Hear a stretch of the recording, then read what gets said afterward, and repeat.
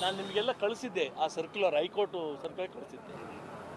ನನಗೂ ಗೊತ್ತು ನಾನು ಗವರ್ನರ್ನ ಬಂದು ಭೇಟಿ ಆಗೋಂಗಿಲ್ಲ, under the prevention of corruption act ಡೈರೆಕ್ಟಾಗಿ ಬರೋಂಗಿಲ್ಲ. ಕೋರ್ಟ್ ನನಗೆ ಆದೇಶ ಕೊಡಬೇಕು, ಹೋಗಿ ತೊಗೊಂಬರ್ರಿ ಅಂತ.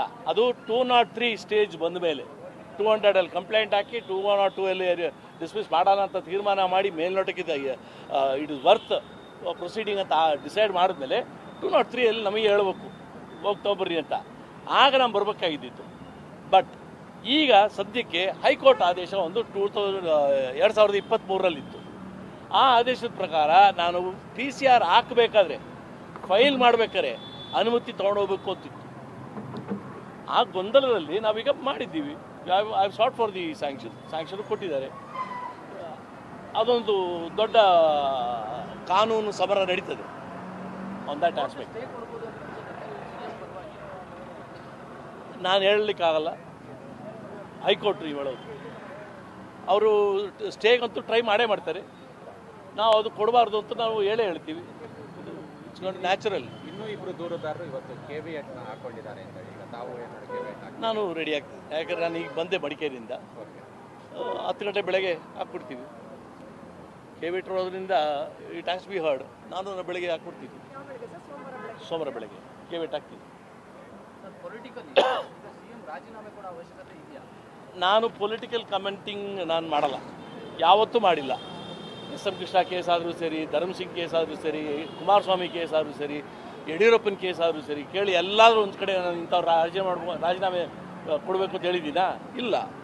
ಅವ್ರ ವಿರುದ್ಧ ಕಾನೂನು ಸಮರದ ಸ್ಟಾರ್ಟ್ ಮಾಡಿದ್ದೀವಿ, ಅದಕ್ಕೆ ಅವಕಾಶ ಕೊಡಿ ಅಂತ ಸರ್. ಈಗ ಲೋಕಾಯುಕ್ತದಲ್ಲಿ ತನಿಖೆ ನಡೆಯೋದ್ರಿಂದ ಲೋಕಾಯುಕ್ತದಲ್ಲಿ ಇರ್ತಕ್ಕಂಥ ಪೊಲೀಸ್ ಅಧಿಕಾರಿಗಳೆಲ್ಲ ರಾಜ್ಯ ಸರ್ಕಾರದಿಂದ ಅಪಾಯಿಂಟ್ ಆಗಿರ್ತಾರೆ. ಹೀಗಾಗಿ ಎಲ್ಲೋ ಒಂದು ಕಡೆ ಪಾರದರ್ಶಕ ಮುಂದಿನ ಸಂಚಿಕೆಯಲ್ಲಿ ಅದ್ರ ಬಗ್ಗೆ ನಾನು ಮಾತಾಡ್ತೀನಿ. ಅದ್ರ ಬಗ್ಗೆ ಆಲೋಚನೆ ಮಾಡ್ತಾ ಇದ್ದೀವಿ. ಪ್ರಾಪರ್ ಸ್ಟೆಪ್ಸ್ ಹೆಂಗೆ ಅಂತ ನಾವು ಆಲೋಚನೆ ಮಾಡಿ ನಿಮ್ಮ ಮುಂದೆ ತಂದೆ ಐ ವಿಲ್ ಕಮ್ ಬ್ಯಾಕ್. ಬರ್ತೀನಿ, ಬರಲ್ಲ? Thank you. God bless you. All the English together. Siddaramaiah ವಿರುದ್ಧವಾಗಿ ಪ್ರಾಸಿಕ್ಯೂಷನ್ಗೆ ಅನುಮತಿ ಇವತ್ತು ಸಿಕ್ಕಿದೆ. ಇವತ್ತು ದೂರುದಾರ ಅಬ್ರಾಹಂ ಕೂಡ ಅವಾಗಲೇ ಮಾತನಾಡ್ತಾ ಇದ್ರು.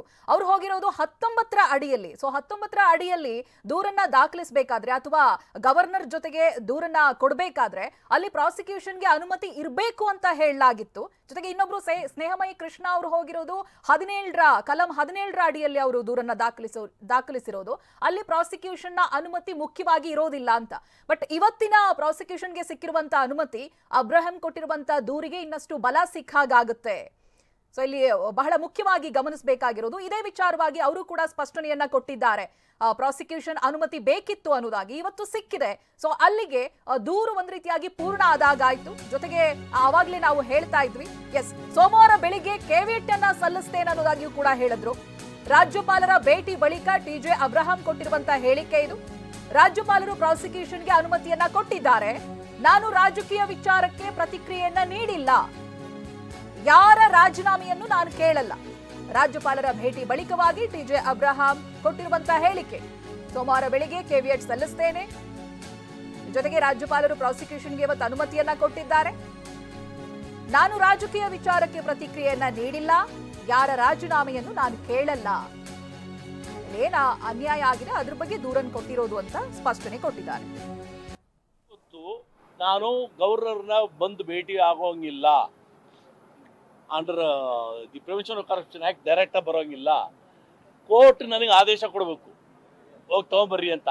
ಅದು 203 ಸ್ಟೇಜ್ ಬಂದ ಮೇಲೆ 200 ಕಂಪ್ಲೇಂಟ್ ಹಾಕಿ 202 ಡಿಸ್ಮಿಸ್ ಮಾಡೋಣ ಅಂತ ತೀರ್ಮಾನ ಮಾಡಿ ಮೇಲ್ನೋಟಕ್ಕಿದೆ ಇಟ್ ಇಸ್ ವರ್ತ್ ಪ್ರೊಸೀಡಿಂಗ್ ಅಂತ ಡಿಸೈಡ್ ಮಾಡಿದ್ಮೇಲೆ 203 ನಮಗೆ ಹೇಳ್ಬೇಕು ಹೋಗಿ ತೊಗೊಂಬರ್ರಿ ಅಂತ.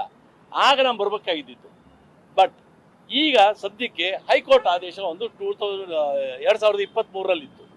ಆ ಆದೇಶದ ಪ್ರಕಾರ ನಾನು PCR ಹಾಕಬೇಕಾದ್ರೆ, ಫೈಲ್ ಮಾಡಬೇಕಾದ್ರೆ ಅನುಮತಿ ತೊಗೊಂಡೋಗ್ಬೇಕು ಅಂತಿತ್ತು.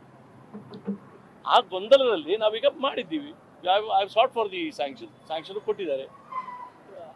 ಅದೊಂದು ದೊಡ್ಡ ಕಾನೂನು ಸಮರ ನಡೀತದೆ. ನಾನು ಹೇಳಲಿಕ್ಕಾಗಲ್ಲ, ಹೈಕೋರ್ಟ್ ಹೇಳೋದು. ಅವರು ಸ್ಟೇಗಂತೂ ಟ್ರೈ ಮಾಡೇ ಮಾಡ್ತಾರೆ. ನಾವು ಅದು ಕೊಡಬಾರ್ದು ಅಂತ ನಾವು ಹೇಳ್ತೀವಿ. ಇಟ್ಸ್ ಮುಗಿಸ್ಕೊಂಡು ನ್ಯಾಚುರಲ್ ನಾನು ರೆಡಿ ಆಗ್ತೀನಿ. ಯಾಕಂದ್ರೆ ನಾನು ಈಗ ಬಂದೆ ಮಡಿಕೇರಿಯಿಂದ, 10 ಗಂಟೆ ಬೆಳಗ್ಗೆ ಹಾಕ್ಬಿಡ್ತೀವಿ. ಕೆ.ವಿ. ಅದರಿಂದ ಇಟ್ ಹ್ಯಾಸ್ ಬಿ ಹರ್ಡ್. ನಾನು ಪೊಲಿಟಿಕಲ್ ಕಮೆಂಟಿಂಗ್ ನಾನು ಮಾಡಲ್ಲ, ಯಾವತ್ತೂ ಮಾಡಿಲ್ಲ. ಎಸ್.ಎಂ. ಕೃಷ್ಣ ಕೇಸ್ ಆದರೂ ಸರಿ, ಧರ್ಮ್ ಸಿಂಗ್ ಕೇಸ್ ಆದರೂ ಸರಿ, ಕುಮಾರಸ್ವಾಮಿ ಕೇಸ್ ಆದರೂ ಸರಿ, ಯಡಿಯೂರಪ್ಪನ ಕೇಸ್ ಆದರೂ ಸರಿ, ಕೇಳಿ ಎಲ್ಲಾದ್ರೂ ಒಂದು ಕಡೆ ಇಂಥವ್ರು ರಾಜೀನಾಮೆ ಕೊಡಬೇಕು ಅಂತ ಹೇಳಿದ್ದೀನಾ? ಇಲ್ಲ. ಅವ್ರ ವಿರುದ್ಧ ಕಾನೂನು ಸಮರದ ಸ್ಟಾರ್ಟ್ ಮಾಡಿದ್ದೀವಿ, ಅದಕ್ಕೆ ಅವಕಾಶ ಕೊಡಿ ಅಂತ ನನಗೂ